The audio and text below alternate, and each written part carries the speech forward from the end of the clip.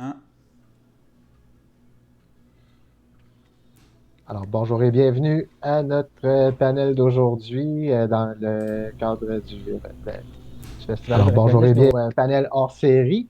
Euh, alors oui, suite au succès de notre dernier festival, l'équipe d'organisation a décidé d'ici au prochain festival, donc tout au long de l'année, de présenter différents événements sur la chaîne Twitch, dont entre autres aujourd'hui un panel sur le jeu en ligne. Par contre, évidemment, au cours des prochains mois, il va y avoir l'annonce d'autres activités. On vous invite à suivre notre page Facebook et notre chaîne pour plus de détails. Euh, Question d'entrer tout de suite dans le vif du sujet aujourd'hui. En ma compagnie, je me présente Mathieu Tremblay, un des organisateurs du Festival Draconis. J'ai avec moi Christophe et Elsa, si vous voulez bien vous présenter. On va commencer par Elsa. Bonjour, merci. Donc oui, en effet, Elsa, c'est vrai que j'ai participé au Festival Draconis de ces 2 dernières années. Donc pour ma part, je fais du jeu de rôle en ligne, hein, parce que je n'ai fait presque que ça depuis 5 ans.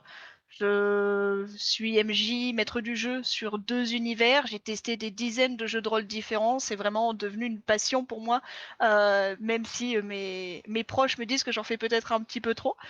Mais voilà, très peu de donjons et dragons au final, donc faudra pas trop faire de références là-dessus. Mais vraiment très très curieuse de plein de choses dans le monde du jeu de rôle.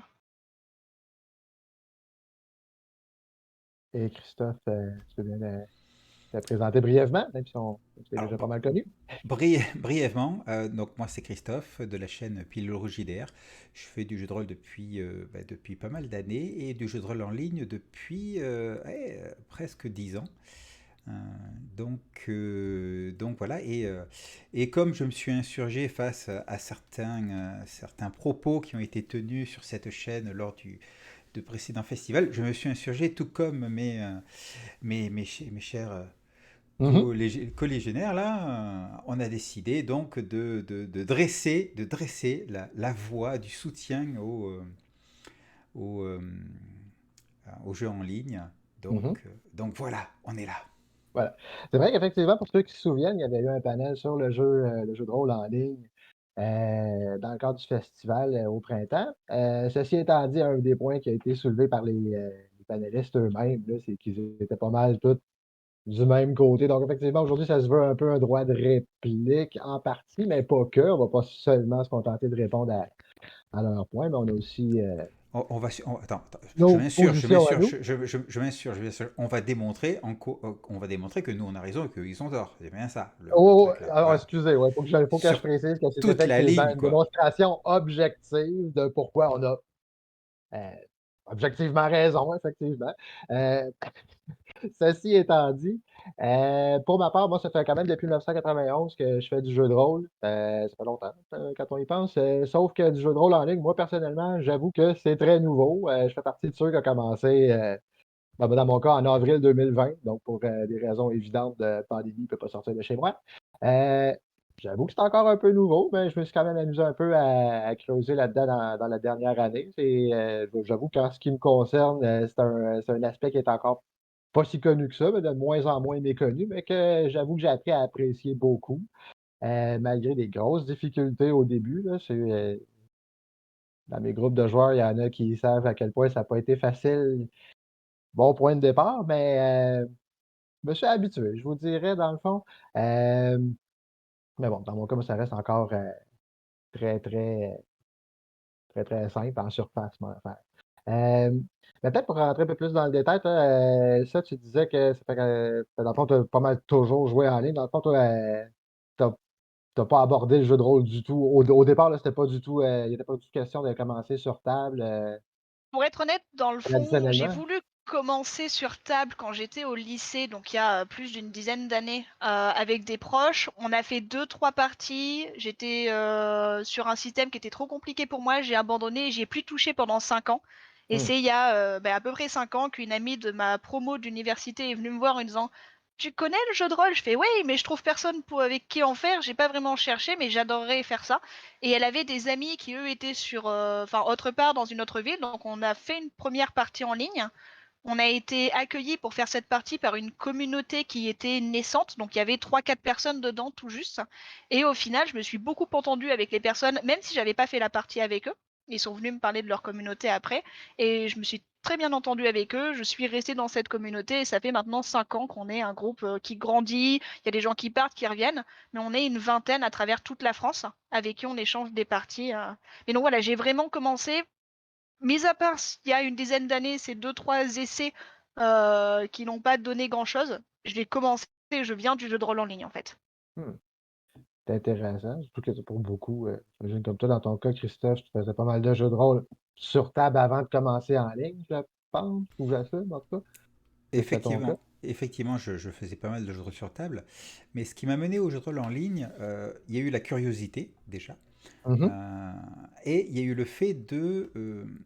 c'est-à-dire que moi, je fais partie des collectionneurs impulsifs, des acheteurs impulsifs de OK. jeux de rôle, et c'est parfois difficile d'être soi-même intéressé par un jeu, même surtout parce que je m'intéresse aux jeux alternatifs et mes joueurs, en tout cas ceux avec lesquels je jouais à l'époque, c'était en France, n'étaient pas Mhm. forcément intéressés par l'alternatif, par les jeux de rôle alternatifs. Donc le jeu de rôle en ligne m'a permis en fait de rencontrer d'autres joueurs qui eux étaient intéressés par ces jeux-là, mais aussi de jouer à des jeux auxquels moi je voulais jouer. À la limite, je me l'étais acheté, mais j'avais pas de meneur de jeu autour de moi qui proposait. Donc voilà, ça m'a amené, à travers Roll20, etc., à commencer à faire du jeu de rôle en ligne. Et Mhm. depuis j'y ai pris énormément goût et ça m'a permis plein de choses, mais ça, on va aborder ces sujets un petit peu plus tard. Oui, certainement. Euh, J'avoue, dans mon cas, moi, c'est ça, ça a été vraiment très récent. Comme je disais, comme je disais tantôt, ça a vraiment été suite à la pandémie. J'avais déjà quand même deux groupes avec qui je jouais régulièrement. Je me suis retrouvé dans une situation où c'était soit on joue en ligne, soit on attend que la pandémie se termine. Puis, ben, la pandémie, quand ça commence, on ne sait pas quand est-ce que ça finit, évidemment. J'aurais pu juste ranger mes livres, puis attendre, puis jouer à Skyrim, là, mais ça ne me tentait pas vraiment. Fait qu'à la place, j'ai aiguisé mes crayons, puis au début, c'était très, très simple, là. Dans mon cas, moi, c'est ça, ça a vraiment juste commencé avec mes deux petits groupes. Euh, Maintenant, ben, justement, au niveau des. Il y a un petit point que je trouve qu'Elsa a amené que je trouve intéressant. Moi, dans mon cas, ça peut peut-être dépendre des gens, mais dans mon cas, moi, mes cercles de joueurs, ça a toujours été pas mal les gens qui avaient à mes tables de jeu. Là. Ça n'a jamais vraiment dépassé quand même une dizaine de joueurs avec souvent le même maître de jeu, c'est-à-dire moi. Euh, ben, ça semble, ça se pourrait-tu que ce soit une dynamique qui soit un petit peu différente? Je pense à ça, mettons, avec sa vingtaine de personnes là, qui s'échangent des parties. Est-ce que je ne sais pas si peut-être que Christophe, lui, il a peut-être plus eu l'occasion de, de comparer, mais est-ce que vous diriez qu'il y a peut-être plus une facilité à se faire un gros cercle de jeux en ligne plus en présentiel? Je pense vraiment que en ligne, en tout cas, on n'est pas limité par la distance géographique forcément. Donc après, Mhm, ça dépend d'où est-ce que tu te trouves. Si tu te trouves dans une grande ville où il y a peut-être des milliers de joueurs de jeux de rôle parce qu'il y a des millions d'habitants, forcément, tu pourrais n'avoir que des amis de jeux de rôle sur place et quand même avoir énormément de diversité de jeux de rôle, de mhm, tables, etc. Moi, dans mon cas, la ville où j'habite me propose pas du tout ça. Il n'y a pas cette communauté qui existe sur place. Et donc oui, tout à fait, être en ligne dans cette communauté d'une vingtaine de personnes, ça a grandi forcément, on n'est pas parti de 20, mhm. mais d'une vingtaine de personnes me permet aujourd'hui de jouer. Voilà, on est une vingtaine de personnes, il y en a peut-être deux qui sont pas maîtres du jeu. Donc, OK. et tous les autres maîtres du jeu proposent 3 ou 4 univers différents. Donc voilà, ça se multiplie très vite. Et Mhm, j'ai bientôt testé, là, je garde tout dans un dossier. Je crois que je suis bientôt à la centaine d'univers essayés en 4 ans, on va dire, depuis que la communauté a vraiment commencé. Quand même bien. Quand même bien. C'est ce qui est pas mal. Ben oui. Mais Christophe, toi, dirais-tu que c'est peut-être plus facile de se trouver une communauté de joueurs comme ça en ligne plutôt qu'en présentiel? Ben, je rejoins exactement ce que dit Elsa dans le sens où la, la difficulté géographique est complètement gommée par le jeu de rôle en ligne, Puis ça va Mhm, même jusqu'à pouvoir faire des parties, je veux dire, internationales. On a déjà fait mhm. des sessions entre Québécois et Français, par exemple, voire même, moi j'avais joué une session avec l'auteur du jeu Donjons et compagnie, qui, il me Ouais. semble qu'il est à Hong Kong. Je veux dire, c'est des choses qui sont inimaginables quand on est sur table. Mhm, Ça permet de varier déjà d'avoir un plus large panel de joueurs avec lesquels jouer, mais surtout une plus grande variété de joueurs aussi, avec des mhm. goûts différents et de possibilités, oui. Donc, ça me semble plus facile, effectivement, de mettre en place quelque chose. euh, et, et effectivement, c'est confirmé par mon expérience. Ah, ah, c'est intéressant. Moi, j'avoue qu'encore là, c'est ça, le côté en ligne, c'est plus limité, mais j'avoue que j'ai remarqué aussi un petit peu cet effet-là aussi, dans le sens que, tu sais, c'est sûr, pour quelqu'un qui est habitué à plus comme parler de jeux de rôle avec ses collègues, avec ses amis, puis espérer trouver quelqu'un qui est intéressé, c'est sûr que c'est plus facile d'aller justement directement dans des communautés où les gens se rejoignent que pour ça, forcément, là. J'avoue quand même que je suis surpris, par exemple, sur une vingtaine de personnes, qu'il y a juste deux personnes qui sont pas maîtres de jeu. C'est vraiment pas le genre de dynamique à laquelle je suis habitué personnellement. C'est quand même On est intéressant. très content d'avoir réussi à encourager ce dynamisme et en fait, il y a une Mhm, sorte de bienveillance pour les nouveaux maîtres du jeu qui est dans notre communauté. Euh, et bah, peut-être qu'on la retrouve pas partout. Pour le coup, n'étant pas allé partout, je saurais pas trop dire. Mais mhm, c'est vrai on encourage les gens à se lancer dès qu'ils ont la moindre idée d'univers, même si c'est pas forcément un univers, juste une histoire. Tu peux être maître mhm. du jeu sur une histoire plus qu'un univers, euh, une vision d'un scénario. Et ça, on encourage à le faire. Et je voulais aussi rebondir justement sur le fait que on a plus de facilité à se trouver des gens, parce qu'en effet, comme disait Christophe, ça gomme la frontière géographique. Mais j'ai envie de dire, on a Mhm. même plus le choix des communautés. Ça fait varier la diversité de joueurs. Mais des fois, il y a des joueurs avec qui on va pas s'entendre, et il va y avoir des communautés en ligne dans lesquelles on va pas bien se sentir. Il y en a tellement des communautés en ligne qu'on finira toujours par trouver botte à son pied. Alors que en réel, eh ben, même si jamais on a trouvé un groupe de jeux de rôle sur table qui se réunit tous les vendredis soirs, par exemple, dans un local communautaire de la ville, ben, si on s'entend pas avec eux parce que notre tempérament colle pas, on peut pas aller voir ailleurs.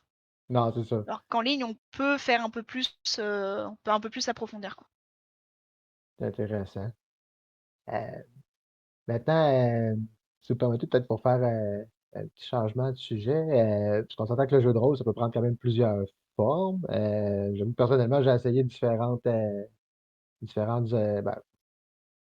façons de faire, là, que ce soit très, très simple, juste avec un appel conférence, juste verbalement.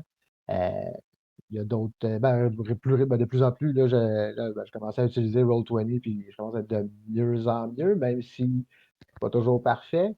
Euh, mais quand on parle de jeux de rôle en ligne, tu sais, dans votre cas, vous, est-ce que c'est pas mal juste ce genre je sais pas quel genre de jeu de rôle auquel vous êtes le plus habitué nécessairement? Est-ce que c'est plus classique Roll20 avec des outils spécifiquement pour ça? Est-ce que vous avez expérimenté d'autres formes? Faites-elle ça pour commencer? Alors, ah, Ou Christophe, vas-y, je vas-y, t'en ouais. prie. Ah, bon, ok. Alors, pour ma part, j'ai essayé plusieurs outils. Mhm, Allant du simple, ben, comme on est en train de le faire là, c'est-à-dire juste des caméras, et puis on a nos feuilles de personnages, on a nos dés, et puis voilà, on jase comme ça, on fait la partie.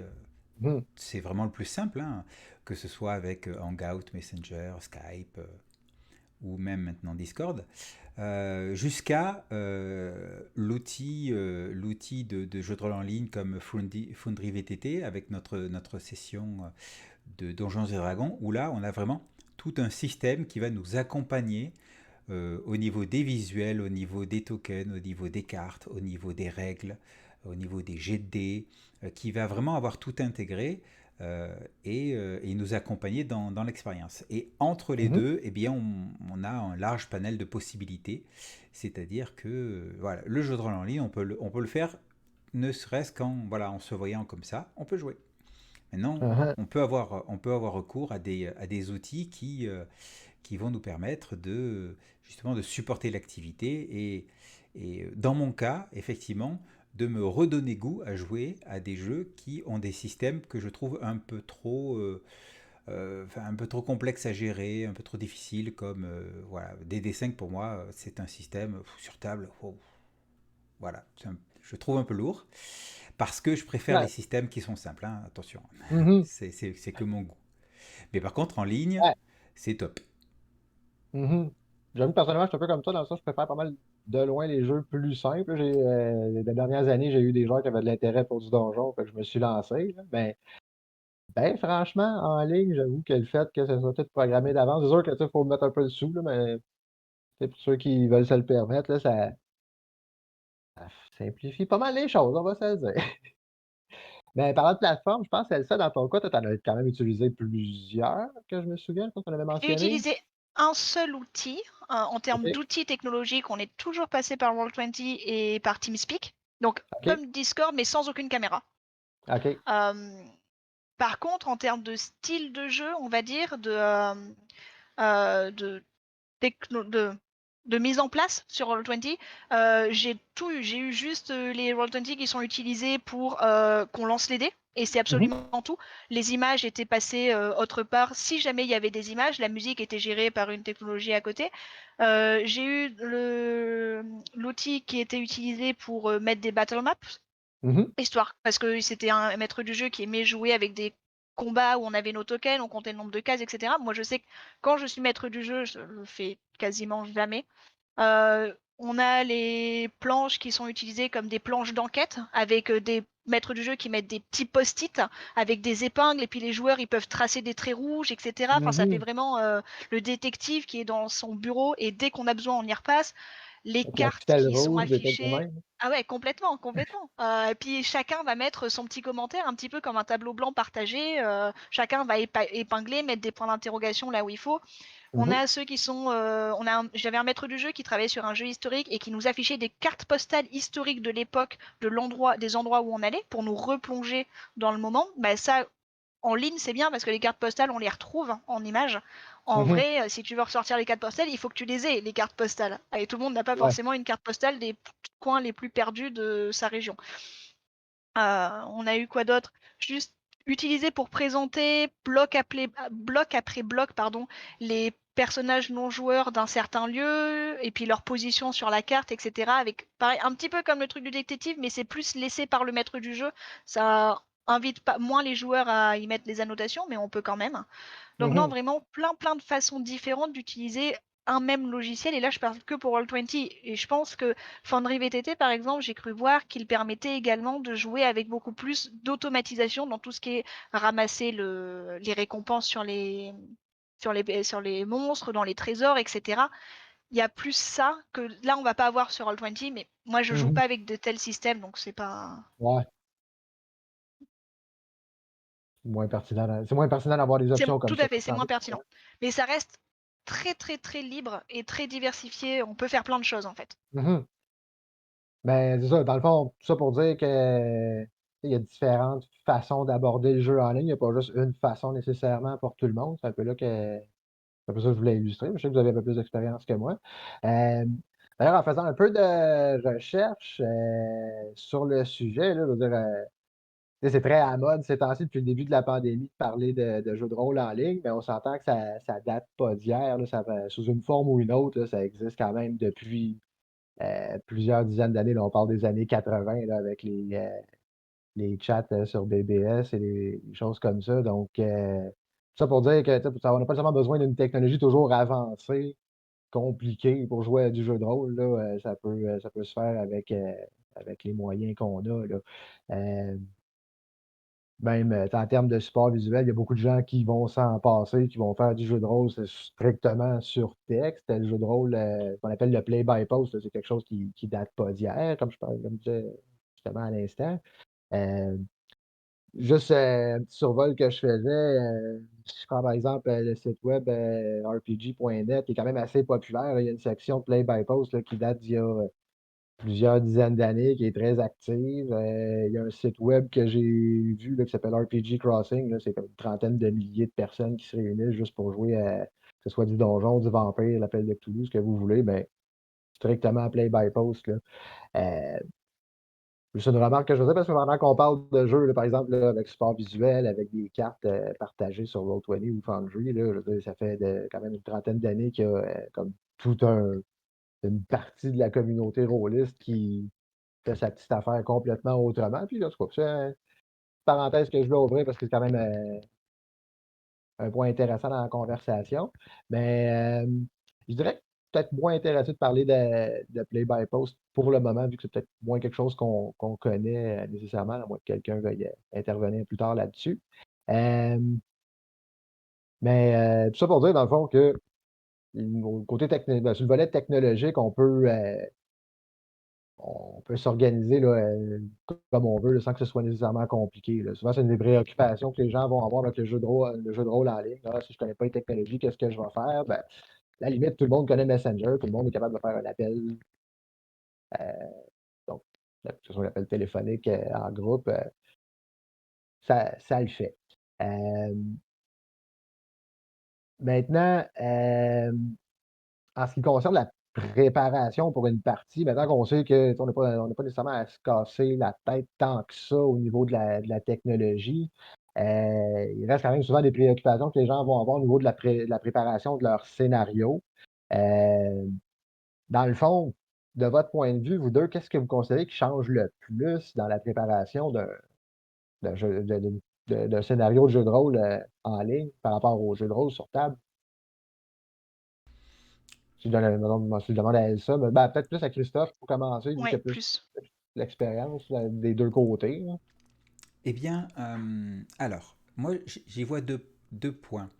Euh, le premier, c'est que pour du jeu de rôle en ligne, j'ai tendance à me sentir un peu obligé à plus préparer les choses en termes de visuel. Mhm. Euh, ouais. Surtout que on joue sans caméra entre nous, ce qui fait qu'il n'y a pas non plus le côté posture, la communication non verbale qui rentre. Euh, Quand on joue avec caméra, donc il y a plus de communication verbale. Donc sans caméra, il faut que les joueurs aient, je pense, il faut que les joueurs aient un visuel auquel se raccrocher pour éviter un petit peu de perdre le fil et surtout d'être attiré par autre chose Mhm. quand on est sur son écran, effectivement. Donc, je me sens obligé donc de plus préparer en termes de visuel que, ben voilà, on se réunit autour d'une table et vogue la galère. Après, c'est plus facile de préparer des visuels parce que bah, tu vas sur le net, tu récupères les images qui t'intéressent et quand tu en as besoin, ah bah, tu les bascules sur l'écran, sur l'écran partagé et voilà, ça marche. Mhm. Donc voilà, quoi. Ça me semble. Il y a ce point-là. Que Autrement dire dit, d'autre? Oui. comme cette nécessité-là d'avoir, par exemple, cette nécessité-là là, que tu as de présenter du visuel, de vraiment, mettons, à part les.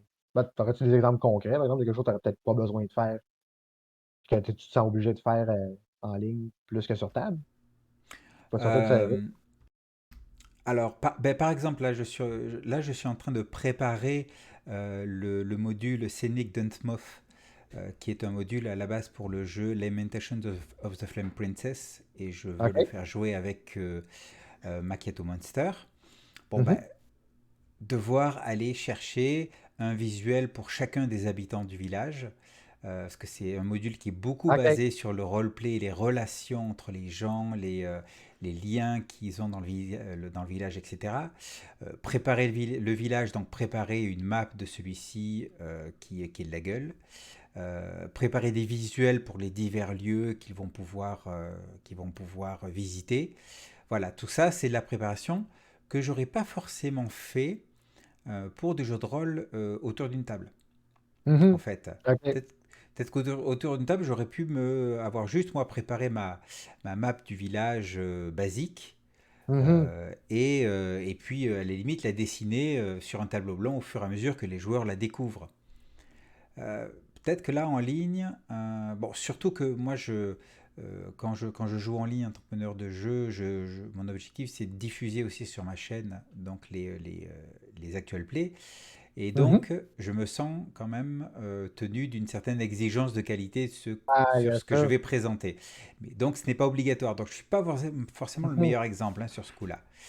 Mais Ben, effectivement, je m'en allais dire un peu de ça parce que moi, vraiment, comme je disais au début, là, j'ai eu de la difficulté là, avec le jeu de rôle en ligne. Fait que j'ai comme vraiment établi à mes joueurs qu'il y a des choses qu'il fallait attendre avant que ça devienne possible, là, comme entre autres justement les visuels pour des personnages non joueurs. Tu sais, ça fait pas longtemps que je commence à être à l'aise de ce côté-là, mais auparavant, je veux dire, une description comme je ferais normalement sur une partie en présentiel. Je veux dire, je faisais juste décrire le personnage verbalement, puis ça le faisait quand même. Mais c'est vrai que moi, c'est juste en ami, il n'y a personne qui va voir ça, c'est pas diffusé nulle part. Fait qu'il y a peut-être moins cet attrait-là. Je sais pas si ça joue un peu, tu en penses?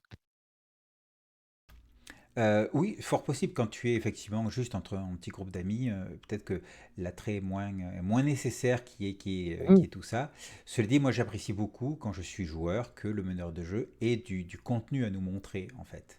Mhm. Euh, Parce que comme j'ai pas la possibilité de me concentrer sur le meneur de jeu ou sur les autres joueurs en les voyant en fait physiquement, eh bien j'aime bien qu'on me donne autre chose sur lequel me concentrer pour éviter que je m'éparpille.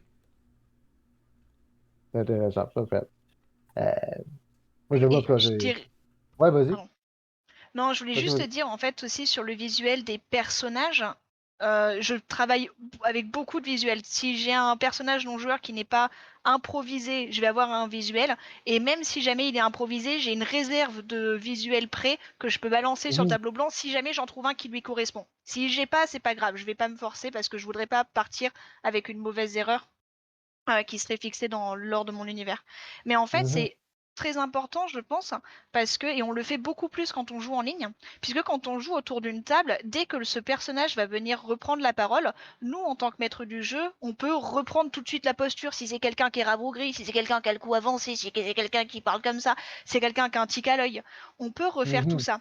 Quand on est juste, alors, pour ma part, c'est parce que je n'utilise pas de caméra, c'est peut-être pour ça, mais quand on est juste en vocal, il y a que le ton de la voix qui peut changer. Et quand on a des centaines de personnages non joueurs, et ben très vite, on n'en a que 3 modèles différents, hein, quand on n'est pas expert comme moi. Donc Mhm. refaire apparaître l'image du personnage, ça permet aux joueurs de revisualiser qui c'est et de se ressouvenir. Et quand on est dans une communauté, je sais qu'on nous on va beaucoup utiliser des acteurs ou en tout cas des personnes réelles. Alors on diffuse pas sur Twitch, donc on n'a pas de souci de droit d'auteur, etc. Mais on va y voir beaucoup de personnes réelles. Déjà, je sais pas si ça s'est fait pour ça, mais en tout cas, il y a deux bons points qui en sortent. C'est que d'une part, d'une partie à l'autre, on va dire, oh, dis donc, lui, il a fait déjà ça sur l'autre partie. On se le dit, c'est juste une petite blague entre nous, mais ça rajoute quelque chose de sympathique en fait, de Mhm. revoir un personnage qui est réutilisé ailleurs. Et deuxième chose, en fait, vu qu'on va utiliser des personnes réelles, on va pouvoir trouver, si jamais il y a un moment, et notamment c'est très facile avec les acteurs, si à un moment il est dans une tenue les personnages le rencontrent dans une tenue de gala, je vais le trouver avec un costume, etc. Et scénario suivant, c'est un gros scénario de baston, il doit avoir le visage en sang, etc. Et ben, si j'ai pris Brad Pitt, je prends Brad Pitt dans Fight Club et puis c'est bon, je l'ai. C'est Voilà. bon. Si je J'avoue. veux Brad Pitt qui s'est laissé pousser les cheveux longs, je le prends dans 3 ou enfin voilà. Et donc on peut vraiment changer le visuel du personnage si on prend Mhm. des gens connus quoi. Et ça Bon, c'est très facile aussi quand on est en ligne. c'est vrai. Ça, j'avoue que, ben, tu sais, on s'entend que justement, quand c'est pas des parties là, qui sont destinées à être vues par d'autres gens que les joueurs, on s'entend qu'on l'a tous fait, là, prendre un acteur pour représenter un personnage non-joueur, c'est un vieux truc. Ben oui, c'est vrai que, tu sais, tant qu'à avoir l'Internet direct devant soi, c'est facile de les trouver, là, même d'aller chercher rapidement si on est pris au dépourvu. Ça, c'est sûr que c'est un avantage. J'ai envie de te Alors, poser une question, par exemple. Oui, vas-y, avant, vas-y. j'avais une petite remarque, juste pour couper l'air sous le pied de ceux qui pourraient dire ouais, mais moi je fais pareil, j'ai pas besoin de ça, je fais pareil, tout ça. Oui, on peut tout à fait, sur table, imprimer des images, imprimer des trucs Ah et puis ouais. les montrer, etc. Tati, tata. Je veux dire, voilà. On n'est pas en train de dire, voilà, on n'est pas en train de dire ça, on peut le faire en ligne et on peut pas le faire sur table. Non, non. Juste en train de dire, c'est tellement plus simple de le faire en ligne. Ça évite d'imprimer les trucs, de les découper, etc., etc., etc. Enfin, je veux dire. Mhm. Mais ça reste possible. Le jeu de rôle en ligne, c'est comme du jeu de rôle sur table. Sauf Ah ouais. que on est en ligne. Voilà. Et on a des outils qui facilitent un petit peu qui facilitent les choses. Quelqu'un peut très C'est bien ça. avoir sa tablette, avoir toutes les images sur sa tablette, et puis montrer l'image qu'il faut au bon moment Ah ouais. aux joueurs de la table. Il y en a même qui ont des rétroprojecteurs. Il y en a, voilà, Tout à fait. et il y en a même qui utilisent, pour faire des jeux de rôle sur table, des outils de jeux de rôle en ligne et qui rétroprojettent sur un mur ou alors qui mettent sur un écran justement le visuel et qui utilisent ces outils pour améliorer leur partie de jeu de rôle sur table, ou en tout cas leur faciliter les choses. C'est un bon point, effectivement. Ouais, ça, par exemple, je m'avais posé une question, puis je serais curieux. Admettons que tu étais dans une situation là, où, pour une raison ou une autre, là, ça va être l'inverse de tout le monde. Là. Toi, pour une raison ou une autre, tu es dans une situation où tu ne pourras pas faire de jeu de rôle en ligne pendant un bout de temps. Là, tu dois faire ça en présentiel. Y a quelque chose que tu considères que tu serais pas capable de te passer pour jouer en présentiel? Quelque chose comme un Oh, outil incontournable ou quelque chose là, que tu te dirais, mais moi, je serais jamais capable de faire ça en présentiel. Même le monde qui joue de même, il y a je des comprends pas. choses que je fais dans le jeu de rôle en ligne que je ne serais pas capable de faire en présentiel, telles que justement utiliser autant de visuels. Pour Ah, autant, c'est pas une nécessité pour moi, c'est-à-dire que on va pas se le cacher, hein, avec cette communauté de 20 là, on est devenus bons potes. Dès que j'ai l'opportunité d'aller les voir et de faire des parties autour d'une table, je m'en prive pas. On essaye mhm, de le faire à peu près une fois par an. Et si jamais il y a du jeu de rôle, si jamais le jeu de rôle en ligne n'est plus possible parce que l'internet mondial s'est écroulé, et ben par exemple, euh, je serais très triste parce que je vais perdre contact avec mes amis. Mais ah, si je peux, je trouverai d'autres personnes pour le faire autour d'une table et je ferai autour d'une table et je n'en serai pas triste d'avoir perdu le jeu de rôle en ligne. Ce qui va m'attrister, c'est de perdre mes amis plus qu'autre chose. Voilà, OK. qu'on se le dise, hein, je serais quand même contente de faire du jeu de rôle sur table. Mais oui, je ne le ferai pas pareil, c'est sûr. Mhm. Ben, ça serait quoi qui changerait? Mettons que c'est quelque chose que tu des outils que tu conserverais peut-être en présentiel ou. Peut-être On s'entend que ça, c'est une l'automatisation. affaire qui arrive. Ouais, parce que s'entend que c'est une affaire qui arrive de plus en plus, là. Les gens, tu sais, qui vont te garder, mettons, leur partie sur Roll20, mais autour d'une table plutôt que chez soi, là, mettons. Quelque chose Tout comme à ça, dans le fait. fond. Ça va aller, ouais. Ce que je garderai du jeu de rôle en ligne, je pense, si je le peux, c'est l'automatisation. Tout ce qui est fiches automatisées avec les calculs qui sont faits, etc., ça permet vraiment de s'abstraire du système quand on est en joueur et d'aller plus Uh-huh. vite et que ce soit plus fluide, je trouve. Après, il y en a qui aiment beaucoup calculer de tête et ça me pose pas de problème. S'ils préfèrent, eux, faire rouler les dés, qu'ils le fassent. Moi, en plus, j'aime bien calculer. Je regarde sur les dés aussi ce qu'ils ont fait pour calculer le plus vite possible. Donc voilà, mais je pense que l'automatisation, ce serait la grosse, le truc que je garderais. Mhm. Ensuite, les visuels, parce que vraiment, je trouve que ça apporte quelque chose en plus. Et non, sinon, après, par contre, ce que je fais dans l'autre sens de Christophe, à l'inverse, c'est que je pense que sur table, j'aurais plus de facilité à faire des cartes et à les préparer Mhm. en avance. Parce que sur ordinateur, je déteste ça. J'ai pas de tablette graphique pour écrire des trucs, enfin, pour les faire des traits fluides. Tous mes traits, ils sont en zigzag tout moche. Alors que je peux tout à fait me préparer une feuille en avance avec une carte d'un endroit, etc. Et sur le chose que je ne fais absolument pas pour l'instant parce que je déteste la préparation de la carte. L'utilisation en soi, ça va Mhm. à la limite une fois qu'elle est là. Mais sa préparation, oh là là, je fais pas ça moi. Je te cacherai pas que je suis un peu comme ça moi-même, là. Déjà, je suis pas, c'est pas mon point fort, faire des cartes, là, mais ça a été une des grosses embûches pour moi quand j'ai passé au jeu de rôle en ligne, là. Je me suis ennuyé de ça pas mal, là. Euh, c'est moins évident que juste prendre un crayon, un crayon puis un papier, puis y aller par soi-même, là, mais ça le fait, ça peut le faire. Moi, ce qui arrive surtout, c'est ça, je suis dans une situation où je me rends compte qu'il n'y a rien qui est vraiment nécessaire dans ces outils-là, mais un coup qu'on les maîtrise, c'est le fun. Justement, comme le côté automatisation. Euh, Moi, j'ai trouvé que ça a été surtout difficile de comprendre comment comment exploiter ça là, entre autres sur Roll20 que je disais que j'utilisais, là. J'ai un petit peu de misère à l'exploiter à son plein potentiel. Mais à cette heure que je suis capable, j'avoue que oui, je comprends que c'est pratique. Euh, mais bon, tout ça pour dire que c'est pas absolument nécessaire, là. Il reste que quand vient le temps de lancer mes dés, c'est plutôt. Moi, honnêtement, je trouve que ça va bien mieux avec ceux-là qu'avec quelques dés, que ce soit sur ces plateformes plus automatiques. Déjà, je me souviens jamais où cliquer. Mais ça, c'est mon problème à moi. Si vous me permettez, plutôt que de continuer à parler là, de technique, là, de technologie puis de préparation, j'aimerais peut-être passer peut-être à un autre sujet, plus en ce qui concerne peut-être plus le déroulement des parties.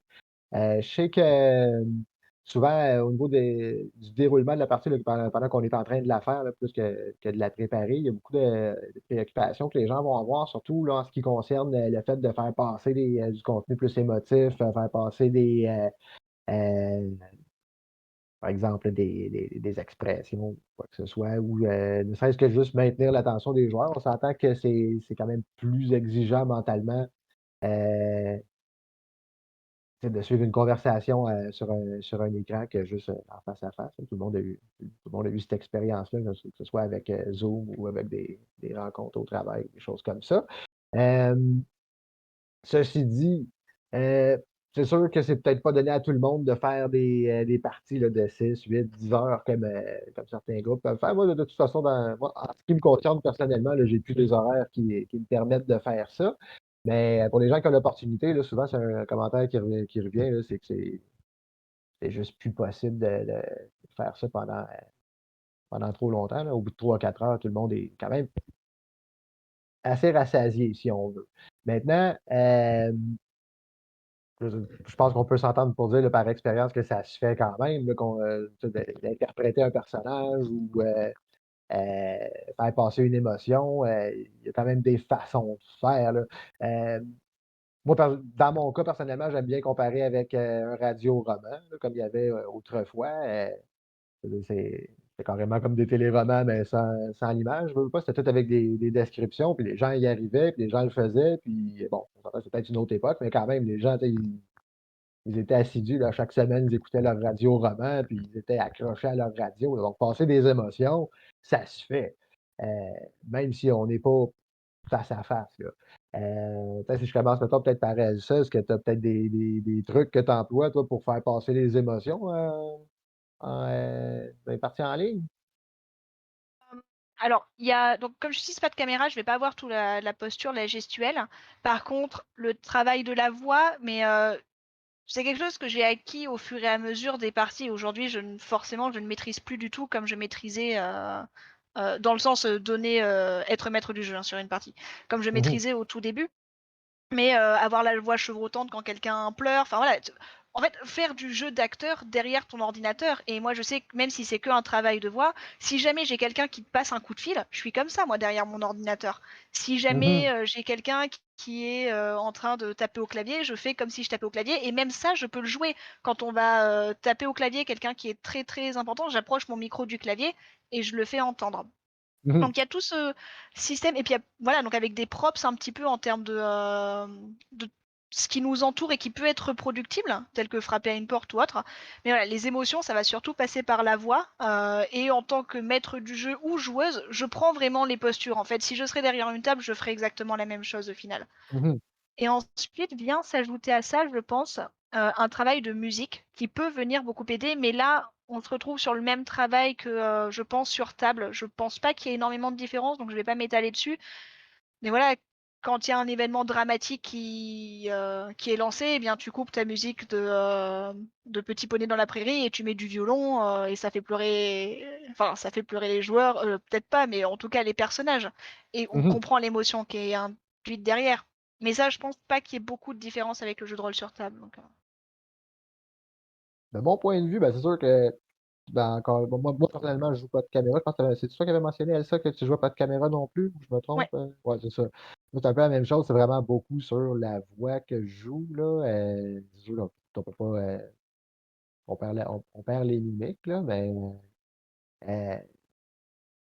Dans le fond, toi, Christophe, de ton côté, je sais que tu as un peu l'expérience des deux côtés. As-tu remarqué une différence là, dans la façon que tu vas délivrer tes émotions là, quand tu interprètes un personnage en ligne versus en présentiel? Alors, c'est vrai qu'en présentiel, en ligne, comme moi non plus je ne joue pas avec caméra, ça va effectivement plus passer par la voix ou par la description, bien entendu. Mhm, Beaucoup de description.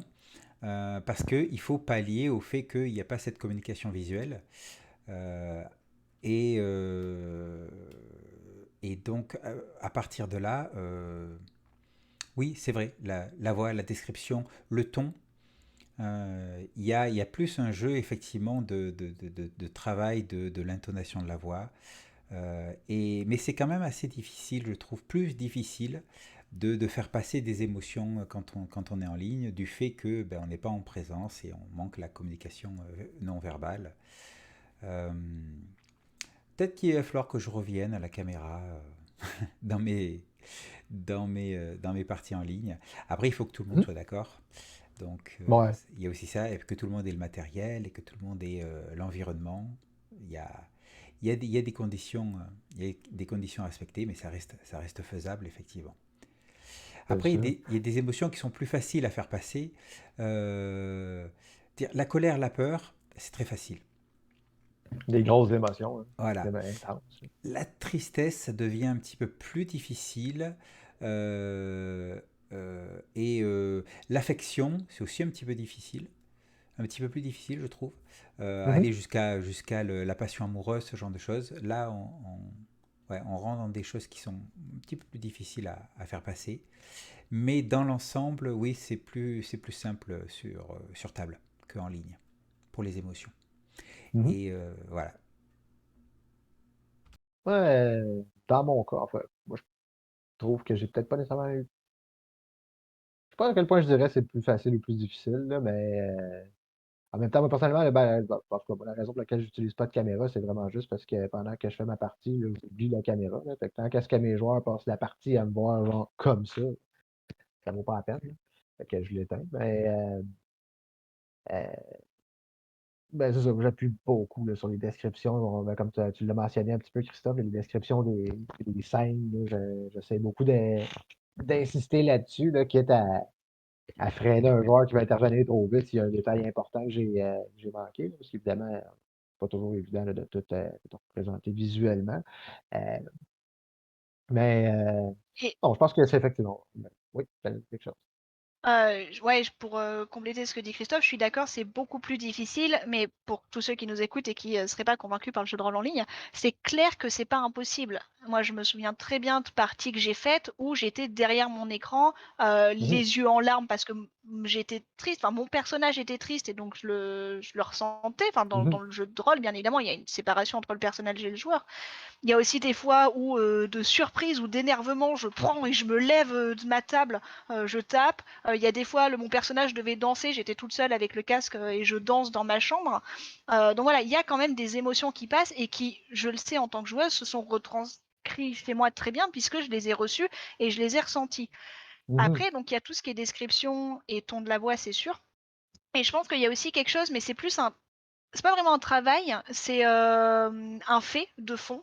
Si la partie plaît et que les joueurs sont bien, s'ils accrochent au scénario, s'ils accrochent au groupe, etc., mhm, ils vont finir par s'accrocher à leur personnage et forcément ressentir plus facilement les émotions, même si la description et le ton de la voix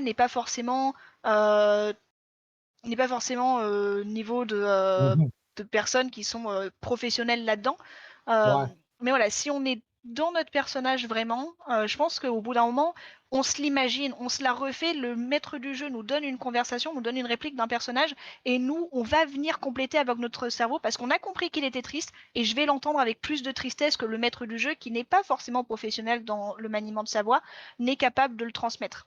Et ça, Mhm. c'est seulement s'il y a tout le travail, le, la dynamique de groupe qui s'est créée avant et en tout cas de jeu derrière, je pense.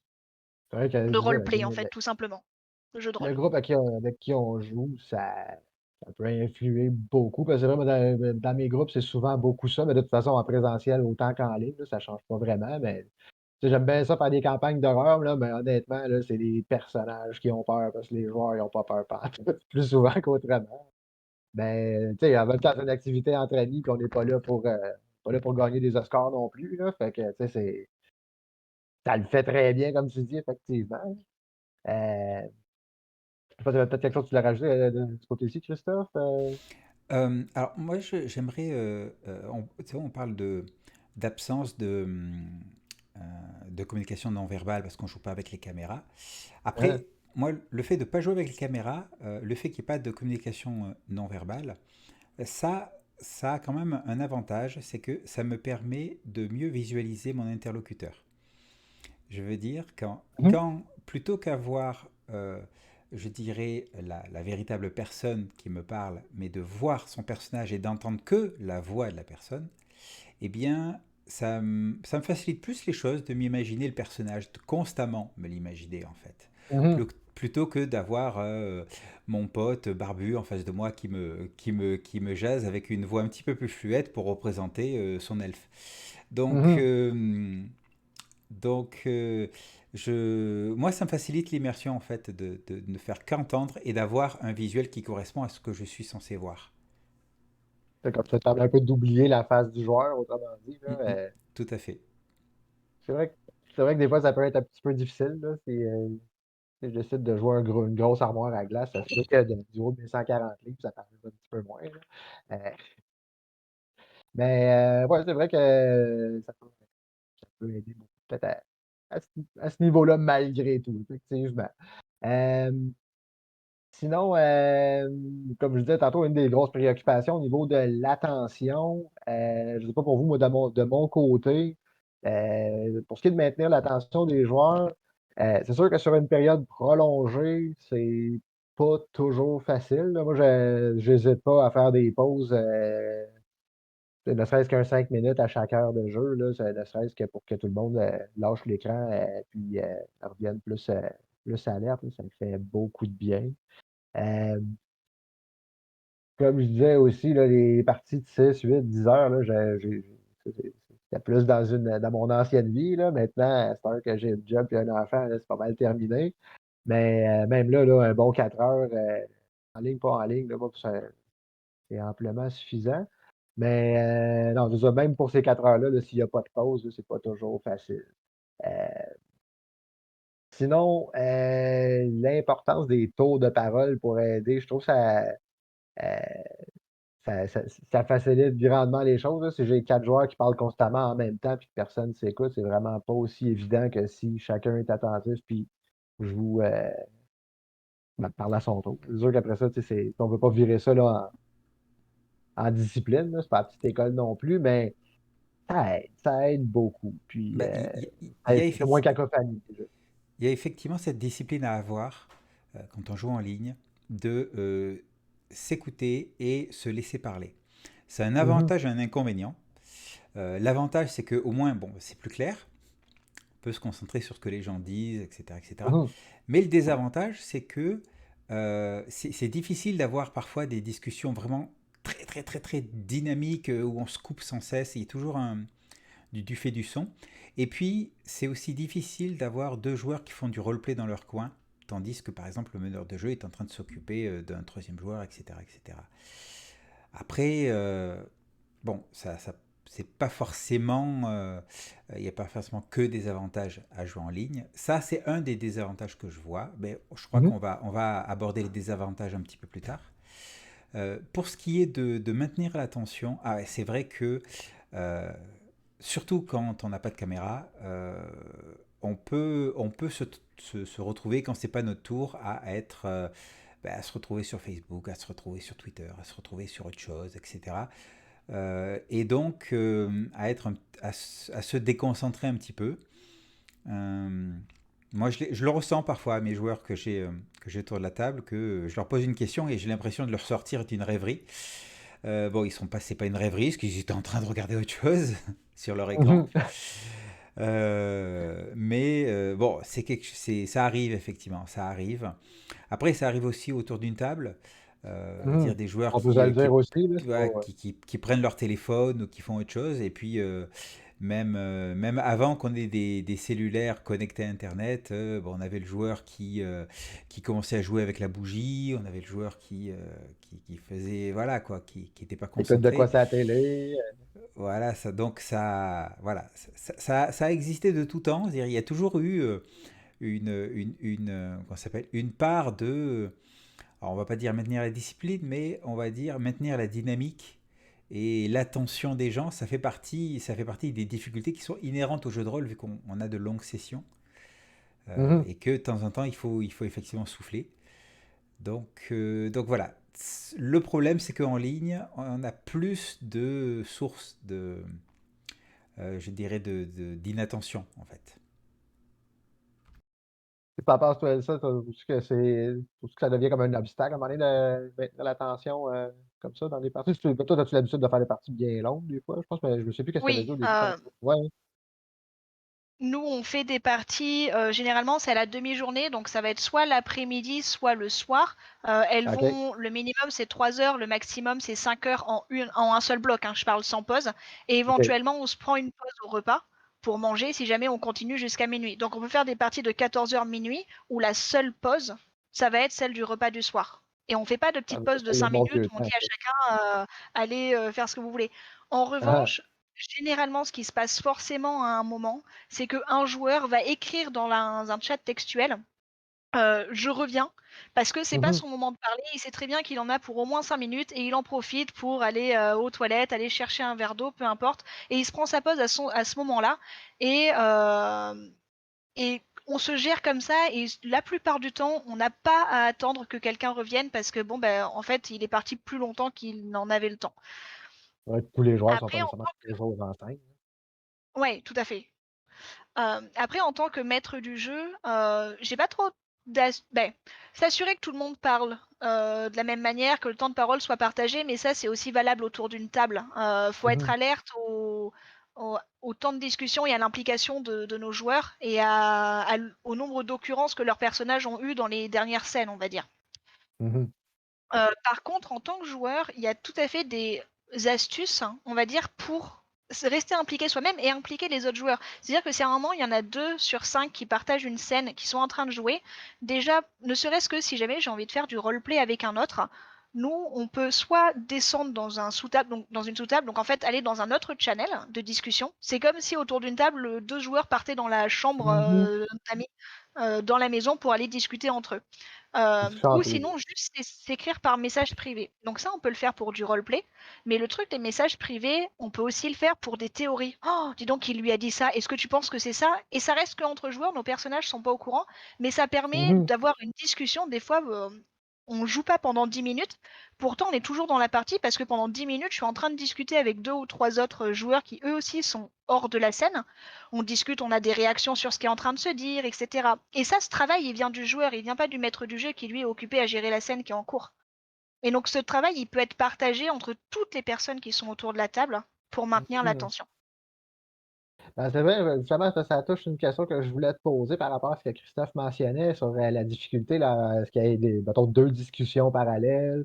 Justement, une bonne solution, c'est d'avoir un chat privé pour l'espèce de conversation à côté, là.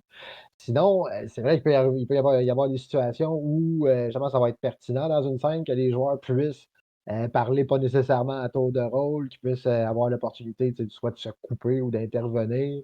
Euh, c'est vrai que ce genre de discussion-là, ça peut devenir cacophonique en ligne. On s'entend que moi c'est ma grosse difficulté, là, souvent, c'est que je vais essayer de gérer une scène, puis là, j'ai comme plein de voix qui me parlent en même temps, puis dans les écouteurs, c'est pas toujours agréable. Y a-tu des trucs, peut-être que, vu que tu es plus habitué en ligne, y a-tu des trucs que tu appliques, toi, dans ces situations-là, Elsa? Euh, un conseil que j'aurais, c'est de prévenir les joueurs avant. Si jamais on en voit, en fait, ça se voit surtout. Moi, je trouve que le problème le plus inhérent à cette situation, c'est le tempérament des joueurs. Il y en a toujours un qui est plus prêt à couper la parole des autres.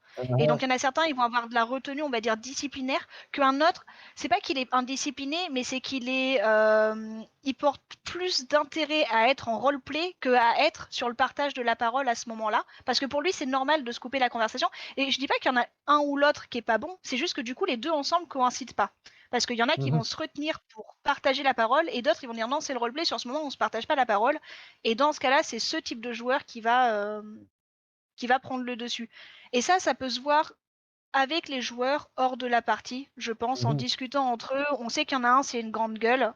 Et ben on lui dit, écoute, calme-toi un peu. En plus, t'as une voix qui porte, on t'entend bien. Il y en a un Mhm. autre, il a son micro, on le comprend un peu moins bien. On est obligé de lui demander de répéter souvent. Donc tu sais très bien que si vous parlez en même temps, c'est toi qui vas gagner parce qu'on va juste pas comprendre ce qu'il dit. Ça peut se travailler. C'est juste de la bienséance en fait Mhm. entre les joueurs, j'ai envie de dire. Après, c'est sûr que oui. Par contre, c'est cacophonique parce que toutes les voix arrivent de seulement deux, de seulement deux. On Deux s'entend, écouteurs. j'ai pas mon oreille droite pour un joueur et mon oreille gauche pour un autre joueur, donc en vérité, elles arrivent toutes du même endroit, alors Mhm. qu'autour d'une table, on n'a pas ça. C'est Donc ça, oui, c'est c'est ce genre de scène, et notamment pour les personnages non joueurs, réussir à faire s'entrecouper des personnages non joueurs sans perdre les joueurs sur qui c'est qui est en train de parler, Mhm. c'est pas facile. Non, moi, personnellement, ça fait plusieurs dizaines d'années que j'ai décidé que je ne ferais jamais des dialogues avec deux personnages non joueurs en même temps. J'aime mieux y aller, bon, ben, ils vous disent ceci, là, ou un dit ci, puis l'autre dit ça, plutôt que de commencer à sortir les marionnettes, là, blablabla, blablabla. Non, fait que moi, en ligne ou pas, j'embarque pas là-dedans, là. Mais c'est vrai que pour les joueurs, c'est pas pareil, là, évidemment. Euh, voilà, à ce moment-là, non, en même temps, tu sais, ça vient une question juste de communication, un peu comme tu soulevais, là, juste de le dire aux joueurs, des fois, ben, c'est comme, bon, ben, laisse la place aux autres, là, ça se dit, là, dans un groupe. Euh, Sinon, à l'inverse, peut-être tous les deux, est-ce que vous auriez des conseils peut-être plus, parce que dans le fond, déjà sur table, quand ça arrive qu'il y a des joueurs qui sont moins participatifs ou qui communiquent un petit peu moins bien, des fois c'est flagrant, là, c'est parce qu'ils gossent sur leur cellulaire, d'autres fois c'est juste parce que c'est quelqu'un qui prend moins de place. En ligne, ça se voit quand même moins facilement. Est-ce que vous avez peut-être des conseils peut-être pour peut-être amener un petit peu plus des joueurs qui sont moins participatifs ou qui communiquent peu sans nécessairement toujours commencer à soupçonner là, le gosse sur son cellulaire, ou des fois c'est juste une question de personnalité. Ça a commencé par Christophe, as-tu des conseils, toi, de ce côté-là? Ben, j'aurais tendance à dire, et je rejoins ce que disait Elsa précédemment, ça fait partie des jobs du meneur de jeu que de gérer le temps de parole, donc la dynamique de la session. Et la problématique existe aussi bien sur table qu'en ligne. Donc c'est effectivement à lui eh bien de mettre le spotlight sur un joueur, puis un autre, etc., etc., pour faire avancer les choses. Et même à la limite, quand on est sur une scène qui concerne que genre la moitié de la table, eh bien de couper un moment, puis de basculer sur l'autre moitié, puis leur faire Mhm. jouer, pour éviter qu'il y ait de trop longues périodes où eh bien des joueurs vont se sentir tout seuls en fait. Mhm. Et voilà, effectivement. Mais ça, à la limite, c'est une problématique, comme je l'ai dit, qu'on retrouve aussi bien sur table. Euh, et ça fait partie des conseils et astuces que je peux donner. Voilà, c'est de sauter des uns aux autres. Ne serait-ce que parfois, juste, par exemple, il y a un joueur qui est en train de faire un duel contre un PNJ, tu vois, il y a toute une foule autour, puis il y a ses compagnons, les autres personnages des joueurs qui sont là. Ben, à un moment, Mhm. tu vois, tu fais une pause, tu tournes vers l'un des autres joueurs et tu leur dis qu'est-ce que tu ressens à ce moment-là. Puis tu vois ce qui se passe ça, comment Mhm. tu réagis, est-ce que tu ressens l'envie d'aller aider ton compagnon ou alors tu veux respecter le fait que c'est un duel l'un contre l'autre. Voilà. Tu les fais intervenir sur ce qui se pense, comment ils interprètent les choses, ce qu'ils voient. Au moins tu les gardes dans la dynamique de ce qui se passe. C'est intéressant. Et ça, je pense j'avais quelque chose à rajouter sur ce point-là en particulier. J'ai pas grand-chose à rajouter, je suis complètement d'accord avec ce qu'a dit Christophe. Ce problème, il est inhérent à la table Mhm. ou au jeu de rôle en ligne. Et l'astuce de l'impliquer, même si c'est pas une action qu'il a faite lui, elle est très bonne. Et même si jamais on va pas lui demander toutes les 5 minutes ce que son personnage ressent, par Ouais, contre, à là quasiment non plus. chaque action, ouais, non, voilà. Mais par contre, pardon, c'est pas du tout problématique, je pense, de refaire à presque chaque action, en fait, donc très très régulièrement. Si jamais ils sont dans la même scène mais pas la même discussion, donc les personnages se voient les uns les autres, par exemple, j'ai un joueur qui me dit, eh bien, je fais ça, et c'est lui qui me décrit la scène, eh bien, pas de souci. Une fois qu'il m'a décrit ce qu'il faisait, eh bien, redécrit en plus court quand même, mais pour dire, hey, Bob, tu vois ça. Tu vois ton frère qui est en train de faire ça, et ça ramène le joueur se dit, ah oui, qu'est-ce que je vois? Et si jamais il n'avait pas écouté la première description, parce que il s'en fiche, il était en train de faire autre chose par exemple, eh ben, il est reconnecté dedans, et je suis pas obligée de lui redemander forcément, parce que ça c'est une petite astuce qu'on peut mettre en place presque automatiquement en fait. À chaque fois qu'il y a une scène où deux personnages se voient mais ne jouent pas ensemble, on peut juste un travail de description en fait et le refaire. Après, pour détecter le manque de concentration d'un joueur ou le décrochage d'un joueur, détecter un temps de parole qui n'est pas bien partagé, je n'ai pas forcément d'astuce. Si un maître du jeu se sent capable de faire ça, il peut tout à fait avoir un bloc-notes à côté et se dire, ok, là, celui-ci, il a eu une scène solo. Celui-là, il a eu une scène où ils étaient que deux, etc. Et se rendre compte petit à petit, c'est juste avoir les 4 noms de joueurs à côté et mettre des petites coches, on va dire, pour dire dans combien de scènes il était. Et je veux dire, au fur et à mesure de la partie, ces coches vont remplir. Et s'il y a un joueur qui est dans toutes les scènes et il y en a un autre qui en a fait que 2 depuis 2 heures, il y a peut-être à rattraper, et ben là on prend un personnage non joueur, on va lui parler, même si c'est pas forcément par rapport au scénario, on va piquer dans son background, on va prendre quelque chose. Et voilà, si quelqu'un se sent pas capable se sent pas à l'aise et a vraiment envie de surveiller ça, je pense que le bloc-notes avec un petit trait à chaque fois qu'il y a une scène où les personnages sont impliqués, c'est le mieux. Sinon, c'est juste faut être alerte, il faut écouter Mhm. et vérifier que tout le monde a du temps de parole. Effectivement. Moi, dans mon cas, j'avoue que ça a été un problème que j'ai rencontré, pas tellement dans mes groupes réguliers, parce que bon, c'est du monde qui se connaissent, puis euh, tout le monde est bien à l'aise ensemble. C'est vraiment plus avec des gens que je connais moins personnellement. Par exemple, pendant le festival Draconis au printemps, vu que c'est toutes des parties en ligne, j'ai eu quelques situations comme ça là, où j'ai vraiment eu tu sais, des joueurs que, bon, aussitôt que tu sais, la partie a commencé, les joueurs se sont présentés. Puis, à un moment donné, je me rends compte que il y a des joueurs que j'ai pas entendus depuis ce temps-là. J'avoue que dans mon cas, ça a été quelque chose qui était.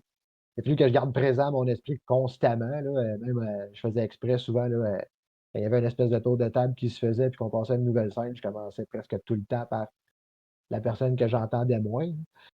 Surtout la difficulté, un petit peu comme on disait tantôt, là, on ne voit pas les joueurs autour de la table. Fait que des fois, c'est dangereux d'oublier quelqu'un, là, surtout comme je dis, là, avec des groupes qu'on ne connaît pas. Euh, mais non, effectivement, c'est quand même toutes sortes de façons de faire. J'aime bien l'idée des crochets, effectivement. J'avais pensé à ça, mais c'est une façon assez simple de voir, là, objectivement, là, où c'est que tout le monde est rendu. Euh, donc, on a regardé ça, on a fait quand même un bon survol du sujet. Là. On a quand même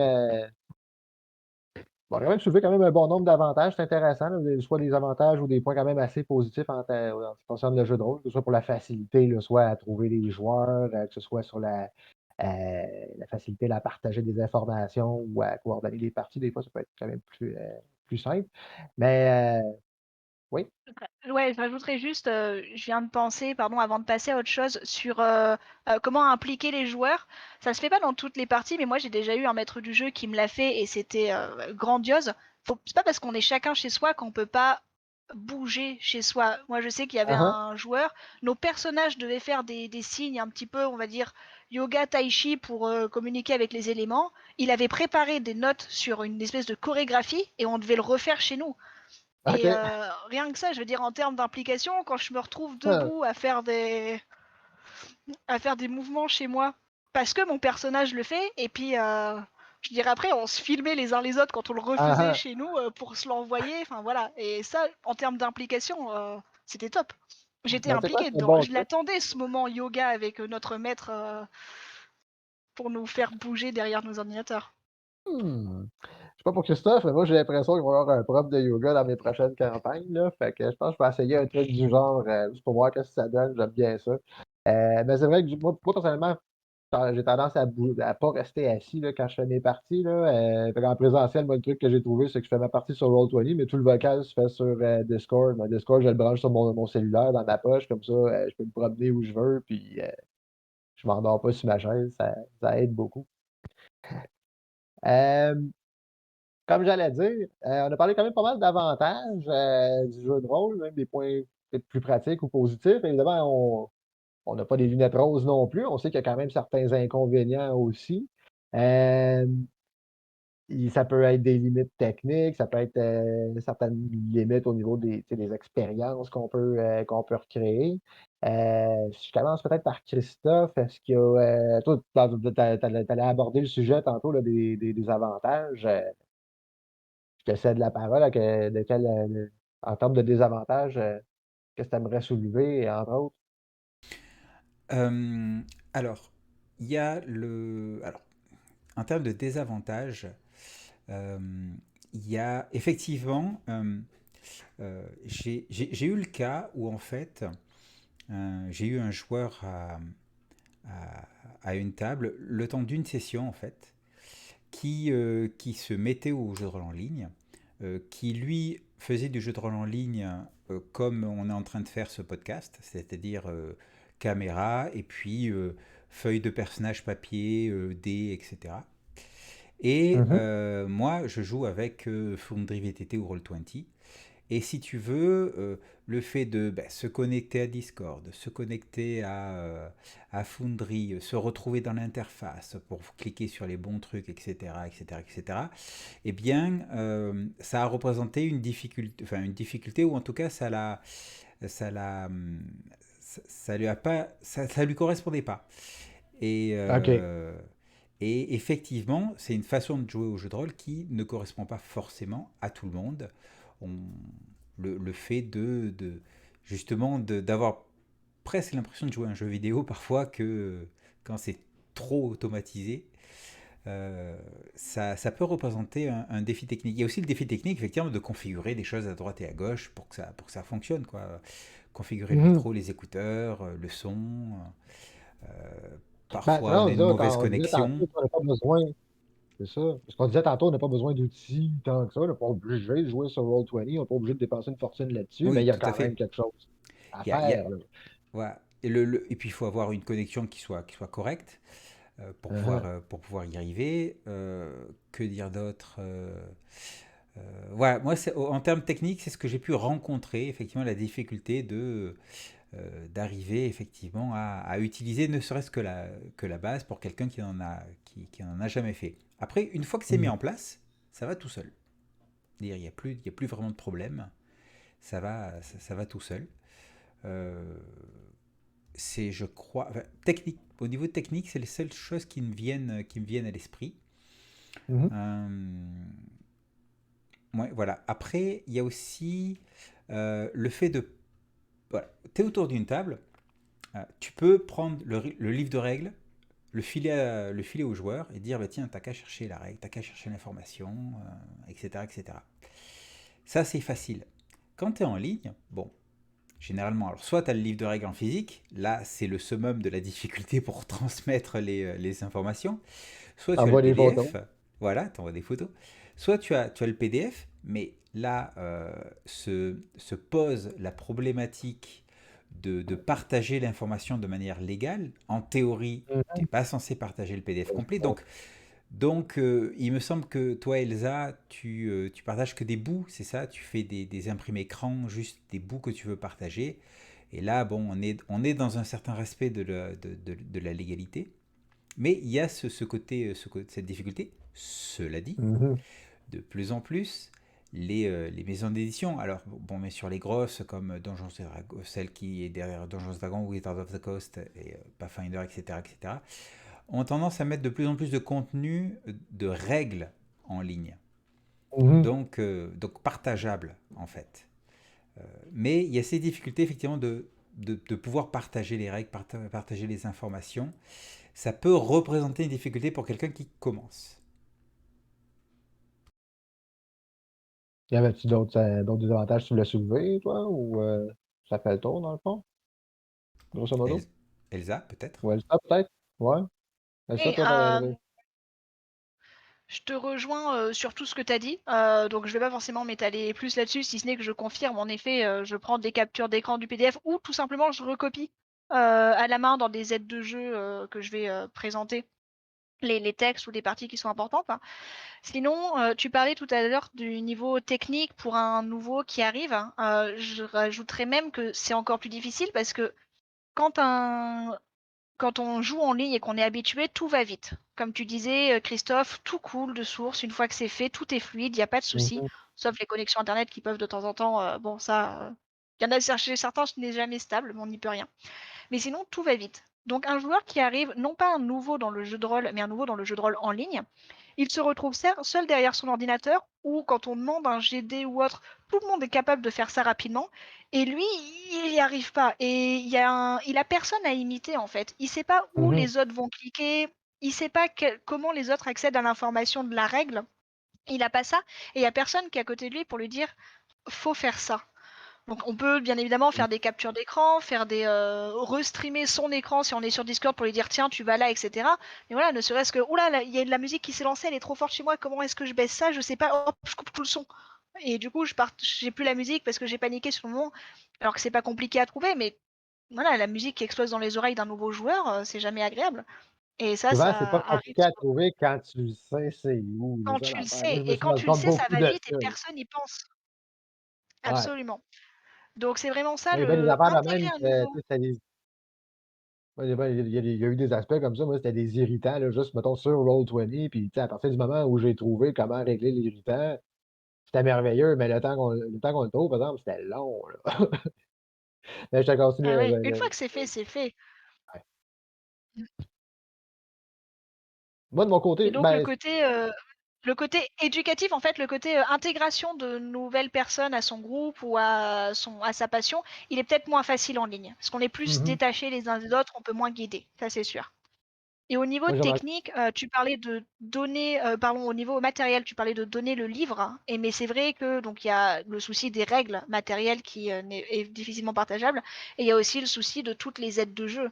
On va s'entendre, tout ce qui est aide de jeu qui est seulement des pixels sur un écran, ça a beau être de très belles images ou des écrits qui sont très sympas à lire, si on peut avoir écrit la lettre en papier cacheté cire avec 2 petites bougies sur le côté et on les donne, sur le moment aux joueurs, ça a un autre cachet quand même. Et mmh ça, le jeu de rôle en ligne pourra jamais. Sauf si, il y en a certains, ils le font. Je pense que c'est très peu, mais ils envoient les. Si je me rappelle, il y a des lettres par exemple, ils les envoient aux joueurs pour que les joueurs les reçoivent chez eux avant la partie. Genre par exemple les invitations comme Harry Potter à l'école des sorciers, tu reçois ta lettre pour commencer la partie chez toi avant le jour J et le maître du jeu. Mais voilà, c'est-à-dire que c'est un investissement qui est, enfin, ouais, un investissement c'est qui est pas aussi différent. simple que De sa juste personne donner et la éventuellement lettre sur financièrement. ta table. Ben oui. C'est pas comme juste donner la lettre, tiens, lis-la. C'est encore plus choquant si la lettre arrive après la partie.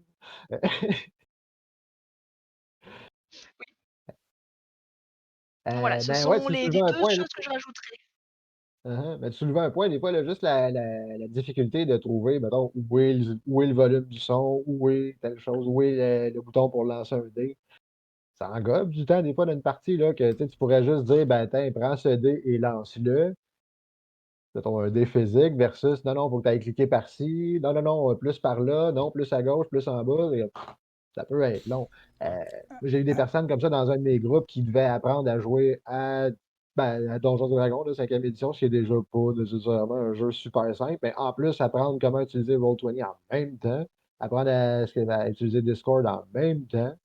Ils l'ont fait, mais ça m'a mis du temps quand même. Ça a fallu s'asseoir et expliquer comment ça marchait. Tu sais, ouais, disons qu'il faut effectivement une phase, on va dire, atelier, où Mhm, tu vas effectivement expliquer les diverses manipulations et faire. Moi, c'est le genre de choses que je fais aussi quand on est sur du nouveau truc, c'est dire, bon ben voilà, je vous ai expliqué le système de compétences, alors voilà, tiens, machin, tu vas me faire un test de acrobatie, difficulté 15, vas-y, mhm. Ah, c'est ça, faire allez, un jet de hop, dés à tu vas quelqu'un. faire des tests. Mais quelque part, c'est pareil aussi autour d'une table. C'est-à-dire, quand tu as des joueurs qui ne connaissent pas un système, bah, tu vas passer du temps à leur expliquer le système. Et à leur Oui. faire faire des jets de dés, puis à faire des trucs, à expliquer, à mettre des mises en situation, quoi. La session Mhm. 0, la session atelier, etc. Et puis là, c'est sûr qu'il y a le côté technologie en plus. Mais d'un autre côté, Ouais. si tu as un outil de VTT, donc de Virtual Tabletop, euh, comme Roll20 ou Foundry ou Astral ou Let's Roll, etc., qui automatise les choses, eh bien, d'un côté, tu as une perte de difficulté parce que ça automatise, Et donc, Mhm. l'apprentissage se fait plus sur apprendre à utiliser l'outil qui va faire la chose à ta place. Alors qu'au-dessus Ouais. d'une table, tu vas devoir apprendre à faire la chose en question. Ah, ça, ouais. C'est un point. C'est sûr que sur Roll20, c'est pas toujours évident au début de savoir où cliquer pour lancer le dé, tandis que sur table, ben, c'est la difficulté d'apprendre à un nouveau joueur la différence entre le D8 et le D10. Là. Non, pas celui-là, celui-là. Des fois, c'est un apprentissage qui n'est pas rapide pour tout le monde. Ça dépend toujours. Euh, Moi, personnellement, une affaire qui me choque un peu beaucoup, c'est un petit peu comme, vraiment comme c'est mon désavantage, là. C'est vraiment plus la question comme tu sais, des investissements plus en termes d'argent des fois, là, parce qu'on s'entend que le jeu de rôle, des fois, tu sais, c'est un loisir qui peut finir par être un peu dispendieux. Là. C'est sûr que c'est pratique quand on joue juste à Makoto Monster, qu'on a juste un livre à 30$ à acheter, là, mais pas toujours pareil. Euh, Puis après ça, moi, dans mon cas, ce qui a été un petit peu gossant, c'est que bon, j'avais déjà investi sur un jeu sur lequel je jouais. Là. J'arrive sur Roll20, puis bon, ben, euh, je peux juste prendre la feuille puis me débrouiller avec le livre chez nous, mais si je veux si je veux profiter du côté plus automatique, ben là, on met un petit peu d'argent pour acheter les règles sur la plateforme, qui est merveilleux parce que là, tout est automatisé, on n'a plus rien à penser. Puis là, tout à coup, quelqu'un qui t'arrive, il dit ah oui, on essaie-tu telle autre plateforme? Ce que j'aime pas nécessairement, t'es pas obligé de prendre un compte. Il y a personne qui est obligé de prendre un compte payant nécessairement, sauf que les livres que j'avais déjà achetés en physique, et que là, j'ai racheté encore sur Roll20, donc va-tu falloir que je les rachète encore sur une autre plateforme? Ça me tente peut-être pas. Fait que c'est là que ça devient comme moi, dans mon cas, ça me crée une grosse réticence à essayer d'autres nouvelles plateformes comme maître de jeu. Là. Comme joueur, je vais me lancer dans ce qu'on me dira, ça me dérange pas. Là. Mais comme maître de jeu, c'est comme ouf! C'est comme ça vient comme une espèce d'investissement qui fait que ça te tente peut-être pas d'essayer une nouvelle plateforme toutes les semaines. Là, ouais. Alors, le fait d'acheter, comme tu dis, les livres sur la plateforme, c'est quand même assez rare et ça ne concerne finalement que les très grosses licences. On voit ça avec Ça dépend. Pathfinder, on voit ça avec, comment ça s'appelle, Donjons et Dragons, on voit ça avec peut-être Cthulhu, et encore c'est pas sûr parce que la feuille sur L'appel de Roll20 Cthulhu est tout à fait disponible. Tu peux acheter les est tout à règles, fait tu peux acheter n'importe disponible. quel PBTA, presque sur Voilà. peut-être pas tout sur Roll20, mais les PBTA, là, c'est disponible en masse Voilà, plein de donc plateformes. il y a pas mal de contenu déjà gratuit disponible sans avoir à se casser la tête. Euh, Ouais. Moi, dans mon euh, cas, ce qui est arrivé, c'est que tu sais, l'idée, mettons, tu sais, de devoir comme trouver une façon mettons, je sais pas, par exemple, comme un personnage apprend un nouveau sort, l'idée de tu sais, trouver des façons de partager des informations sur le nouveau sort, c'est pas toujours facile. Fait que moi, j'ai fait le choix de juste mettre un peu de sous pour dire, bon, ben, va le chercher dans le compendium, fais un drag and drop sur ta feuille, merci, bonsoir, on passe à d'autres choses.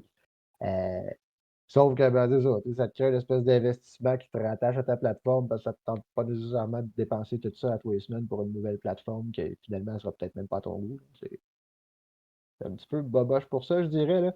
Euh, Tandis que, mettons, tu sais, en présentiel, ben, je les ai achetés une fois, mes livres, je peux bien les amener où je veux, dans toutes les tables que je veux. Je les ai payés une fois, c'est assez. Tu sais, moi, c'est le gros inconvénient que je vois personnellement.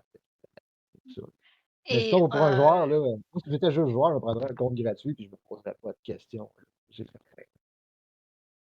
ouais, je pense que par rapport à ça, déjà, c'est au maître du jeu de dire sur quelle plateforme il va jouer, parce que c'est lui qui est à l'aise avec telle ou telle Mhm, plateforme, avec les outils technologiques. Et après tout, le plus grand challenge pour rendre une partie dynamique, il est du côté du maître du jeu, pour faire apparaître les images au bon moment, lancer des musiques quand il faut, etc. Il est mhm, plutôt du côté du maître du jeu. Après, par rapport à ce que vous disiez tous les deux et l'aspect les livres ou tels que des campagnes qui sont payants sur une plateforme ou un autre, Christophe disait que c'est principalement les gros jeux et que même les fiches, par exemple, sur Roll20, elles sont pour tous les gros jeux, elles sont disponibles gratuitement. Et c'est vrai, c'est un bon avantage. Et moi, je vois l'inconvénient dans l'autre sens. Enfin, l'avantage-inconvénient en fait en inversé pour tout ce qui est petits jeux indépendants. Tout ce qui est petits jeux indépendants, on s'entend, ils ont aucune campagne intégrée, ou même petits jeux amateurs si c'est moi qui crée mon jeu. Il n'y a aucune campagne qui est intégrée à aucune des plateformes. Donc je n'aurais jamais acheté quoi que ce soit, je serais forcément obligé d'avoir le scénario sur mon ordinateur personnel ou devant mhm. moi. De ce là, j'ai aucun souci à passer d'une plateforme à l'autre.